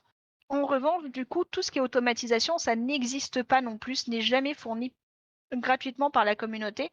J'ai la chance d'avoir fait des études d'informatique et donc de pouvoir moi-même développer mes propres fiches et Mhm, automatisation. C'est-à-dire que dès que je vais jouer ou qu'un maître du jeu veut nous faire jouer à un système qui n'existe pas en ligne, je me prends 3-4 heures, je code la fiche et comme ça tout le monde. J'héberge la partie sur mon compte à moi, qui est professionnel du coup sur Roll20, donc ça me permet justement de développer ces fiches. Mais voilà, je dois payer pour ça. Mais mhm, j'ai l'avantage de pouvoir automatiser n'importe quel système indépendant, mais c'est pas donné à tout le monde. Tout le monde n'est pas capable de développer, connaître le langage informatique pour le faire. Et je pense même que c'est pas forcément la majorité des personnes. Donc pour tout ce qui est petits jeux indépendants, on a l'inverse en fait. Toute l'automatisation est absente en général. Par contre, tout ce qui est campagne est aussi absent, ce qui fait qu'on n'a pas le choix, en fait. Voilà, on risque pas d'investir quelque part et de perdre l'argent en changeant de plateforme, parce que ça mhm. n'existe pas de toute manière. Ça, il y a quand même ça, par exemple. Ça, c'est un fait. Mais même là, je veux dire, tu sais, il y avait des petits systèmes. Moi, je prends l'exemple de Roll20, moi, en explorant un petit peu, je me suis rendu compte que tu n'as peut-être pas tout le compendium de règles qui est disponible, mais tu as quand même une fiche automatisée pour plein de jeux. Là, c'est pas. Tu sais, qu'on parlait de Macchiato Monsters tantôt, là, c'est pas gros, là, c'est pas du donjon, là, c'est une affaire de quoi, 50 pages, puis tu sais, même pas, là, il n'y a pas grand-chose à automatiser là-dedans. Là. Mais la feuille est disponible. Tu sais, c'est pas vraiment le jeu le plus connu au monde. Là. La feuille est là. J'ai fait des parties de Macchiato Monsters où tu sais, tu cliques sur ta feuille, puis ça lance un dé, puis ça le fait très bien. Là. Même c'est ça, si on s'amuse à fouiller, là, il y a plein de jeux qui sont pas si connus que ça. Là. Je veux dire, si quelqu'un veut jouer que j'ai vu récemment, là, qu'il y en a toutes sortes, là, du Iron Master première édition. Il n'y a pas tant de gens qui jouent à ça, là, mais si on veut jouer en ligne, la feuille automatisée est là. Si les gens n'aiment pas les jeux avec des jets de dés, il y a toujours Ambre, ceux qui se souviennent d'Ambre, là, mais je ne sais pas s'il y a une grosse communauté en ligne pour jouer à Ambre, mais le système est là, ou Empire of the Petal Thrones, là, pour ceux qui s'en souviennent, là, qui a été publié comme 15 minutes après Donjons et Dragons. Là. Je ne sais pas à quel point les gens jouent à ça, mais la feuille est là. Tu sais, ça fait qu'à un moment donné, euh, c'est sûr que tu sais, c'est pas soutenu, mettons, comme Donjons et Dragons là, ou Pathfinder, mais il y a du soutien pareil. Là. Fait que c'est moyen de moyenne, je pense, malgré tout. Là. Je pense que l'éventail C'est des jeux qui sont l'avantage des possibles de plateformes en jouer. ligne. Ouais, c'est ça. Puis, tu sais, c'est pas besoin de. Tu sais, ce que je dis là, c'est des affaires qui sont disponibles sur un compte gratuit. Là, ça m'a rien coûté. Là, si je veux partir ma game de. Justement, Empire of the Battle Throne, je connais pas ça. C'est l'occasion d'apprendre. Et vous savez quoi? Là, Oui. on parle essentiellement des VTT, donc des plateformes comme Roll20, Let's Mhm. Roll, etc. Mais ils commencent à avoir des sites qui proposent uniquement la gestion des feuilles de personnages et des jets de dés et ce genre de choses. Donc cette partie automatisation, il y a de plus en plus de sites qui proposent ce genre de service. C'est-à-dire que en ligne, tu as ta fiche de personnage qui est partagée avec le meneur de jeu. Tu peux Mhm. faire des jets de dés, tu peux faire ce genre de choses et tu peux continuer à jouer ben, comme on est en train de faire notre podcast là. Et As-tu des puis, exemples? avec un, As-tu des exemples? ben, il faut que là tout de suite j'en ai pas parce que moi comme je joue essentiellement avec Foundry et Roll20, je fais pas appel à ce genre d'outils. OK.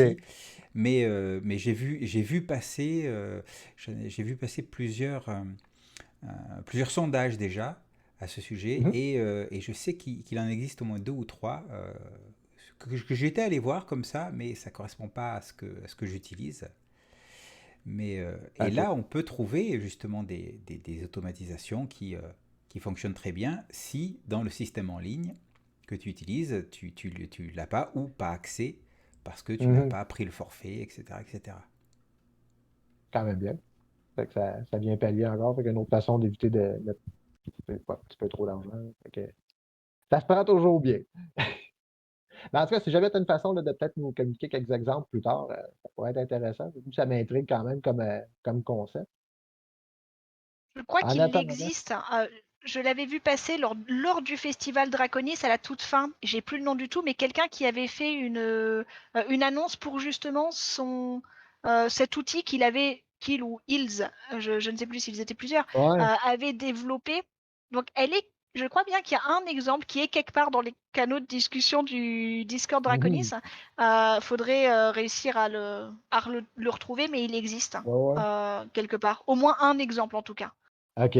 Bon, ben, ça va être à surveiller. Dommage qu'on puisse pas trouver d'exemple maintenant, mais on va garder un œil là-dessus. En attendant, je pense que tout ça nous amène à notre mot de la fin. Donc, évidemment, là, je pense qu'on a fait quand même pas mal le tour de tout ce qui est les points positifs et moins positifs du jeu de rôle en ligne. Euh, Elsa, je sais pas si tu veux rajouter quelque chose avant de conclure. Je Let's pense good. qu'on a fait pas mal le tour. Mhm. Christophe, de ton Merci côté, à as-tu toi. quelque chose à rajouter?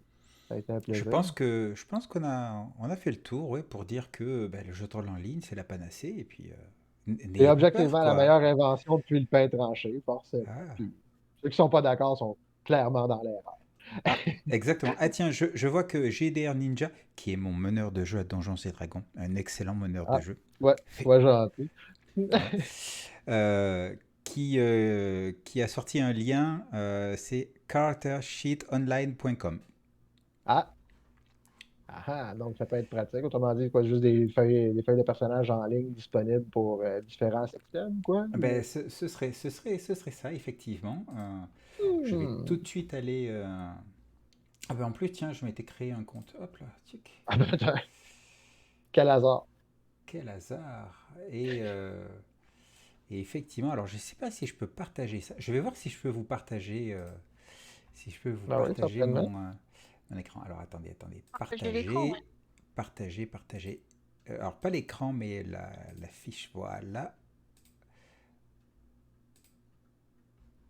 Allô? Ah, ben, je crois que vous le voyez là. Attends un peu. Donc c'est Euh, Character Sheet Online, c'est en bêta. Et a priori, ça permet de générer des fiches à divers jeux, vous voyez. Donc, Ah ben je oui. sais pas moi, imaginons Donjons et Dragons, je peux proposer une image, je vais appeler machin, hop, je le crée, je vais rentrer dedans, c'est ça, hop, Hop, un temps de réflexion. en pleine réflexion,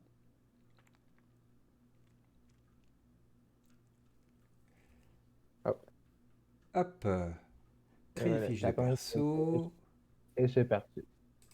et partager. Bon, voilà, bon, écoutez, hein. Gestion des tours Ah, de combat, gestion de l'équipement, créer des PNJ modes. Voilà, on a des outils, même quand on sort des. c'est ça. Ouais, Ah, il y a on a moyen. de Il y a, quoi, il y a on a moyen. de Ah, quoi. puis ben, c'est ça, comme je disais tantôt, je veux dire, le jeu de rôle en ligne, c'est quand même pratiqué depuis longtemps, là. Ça, c'est un point sur lequel on n'insistera jamais assez. Il y a quand même tout un paquet de communautés autour du jeu de rôle en ligne qui ne se Mhm. gênent pas pour tu sais, produire toutes sortes de contenus, là. Parce que, au point où on est, on a une belle époque pour s'y mettre, là, si on veut. Mhm. Donc C'est sûr, voilà, comme on disait, c'est pas convenable à tout le monde. Ça dépend de chacun, là. Mais bon, quelqu'un qui veut se lancer là-dedans, là, je pense qu'il y a quand même un grand éventail de jeux et de styles de jeux possibles, là. Donc, ben, écoutez, je pense que ça conclut pas mal notre discussion. Je vous remercie Mhm. énormément pour votre participation. C'était un réel plaisir. Merci Euh, beaucoup à tous les deux. Merci d'avoir bien mené et merci Christophe également. C'était Tout vraiment le plaisant plaisir. aussi de Mhm. discuter de ça. Tout à Très fait, bien. tout à fait. Donc, pour nos auditeurs, on vous remercie pour votre écoute et on vous invite à garder un œil sur notre page Facebook, la page Facebook du Festival Draconis, pour les prochaines activités qui vont avoir lieu en ligne. Et on vous souhaite un bon dimanche. À bientôt. À bientôt. Salut!